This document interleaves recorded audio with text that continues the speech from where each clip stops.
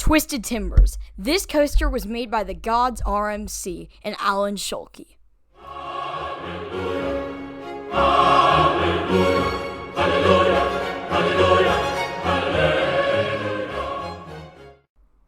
This company has made so many good roller coasters.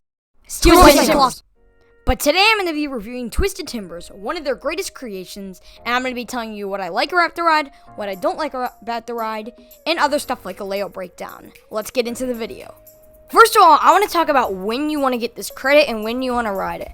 So, once you get in the park, if you get in really early or when park opening happens, you want to go straight to Twisted Timbers because everybody's going to go lap Dominator while you get your nice and relaxing rides on Twisted Timbers. If Twisted Timbers was relaxing, but it's not.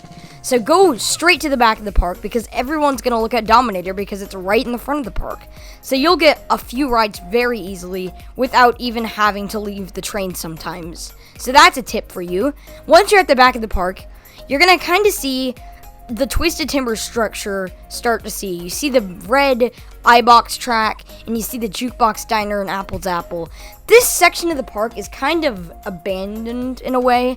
I mean, like, it's never really that crowded unless it's later in the day when all the crowds funnel back to the back of the park. It's normally not too busy in the morning or in the afternoon somewhat. So you aren't going to see too much people if you're going on a non-busy day. And you see Twisted Timbers and you see the entrance sign and the whole Candy Apple Grove. And it's a nice area, but it's a little deserted in a way because it's really, really spread out from the rest of the park. And it is a little hard because a lot of the coasters are on the left side of the park and on the right side of the park. And this is one of the few coasters on the right side. So if you want to get all the credits on the left side, you're going to have to wait in some big lines if you want to ride this early in the morning. So that's a little bit of a downside. You enter the queue, and this queue is wow. Like, there's not a ton of theming. There's a few theming. There's sheds. Oh no. And there's also a few, like, there's a flying car, which is really cool.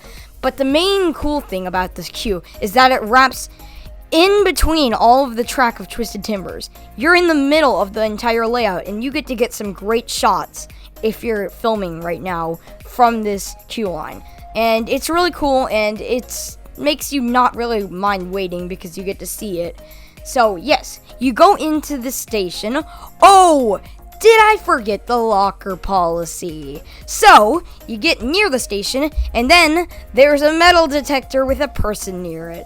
So, no phones, nothing with metal, or anything. And if it gets detected, you have to rent a locker for free, but it's right next to the ride platform.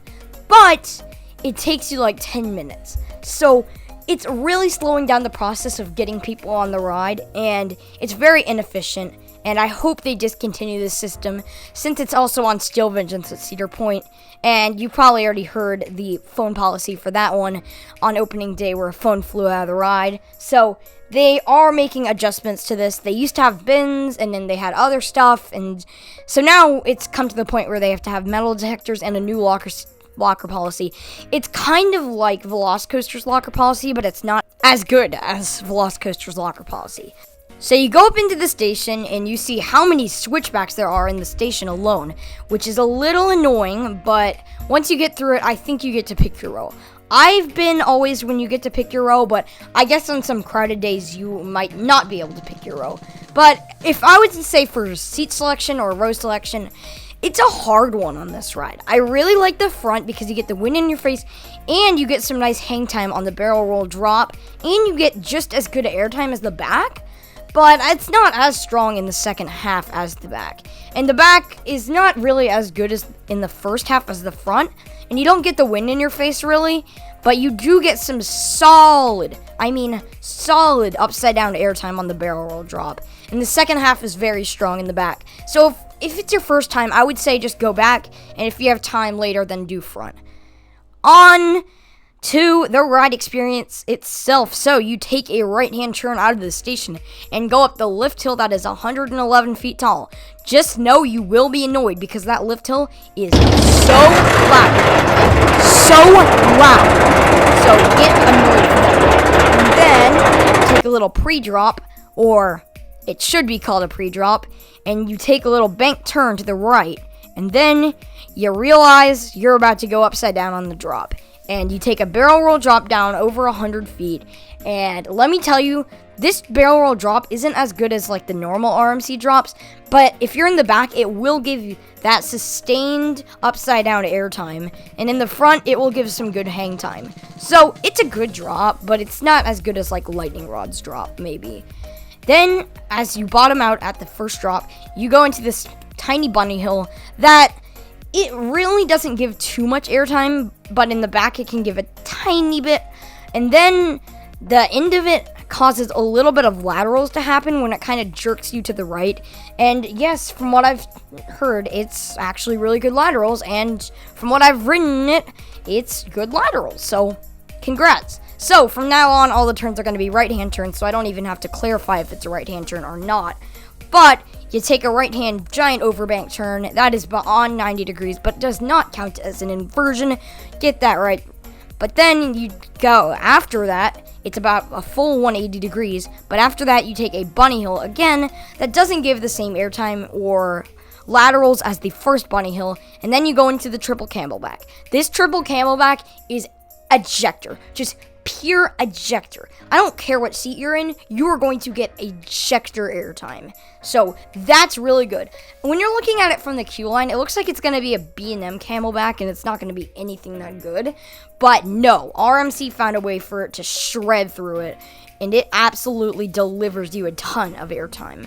After that, you take a small little bunny hill that doesn't give too much forces into the cutback. And Twisted Timbers, it protect, it attack, but most importantly, it do that cutback. And this cutback gives some good hang time in the front and in the back sometimes, but the back normally gets the whip at the end of it. So then you go into a few airtime moments, and then you have the trick track double up. And this trick track double up, from what I've seen, is a little bit different from Kentucky Kingdom Storm Chaser, but it still provides absolutely great airtime no matter what. And the second one, especially going down, absolutely ejects you. After that, you have another small airtime moment, and then you have an outer bank turn. This outer bank turn, oh my gosh, it surprised me. It is surprisingly ejector. It gives you just full ejector. If Steel Vengeance's outer bank kills this, but like multiplied by 5, then that's going to be insane airtime. So this is a great part of the ride, and it absolutely makes you go flying, and it gives some good laterals. After that, you take another small airtime moment that will give some decent airtime into the barrel roll or 0G roll. These barrel rolls are great.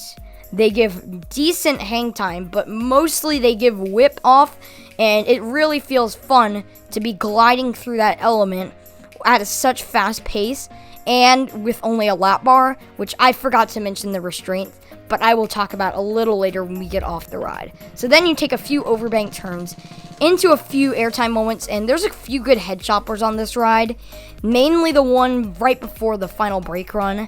So that one's really good. And then you have a few airtime moments very smallly, and then you hit the brake run. I just rambled about that ride for 5 minutes. Not rambling, but telling you how good that ride is. So, for the Restraints, by the brake run, you will feel hurt. Your legs will be bruised up by the shin guards, and the shin guards are always a bad thing on RMCs, and they especially bang you up on this one, but the RMC lap bars themselves without the shin guards are very comfortable, and it will be a little hard to not get stapled because they're hydraulic restraints, but they are pretty good restraints nonetheless.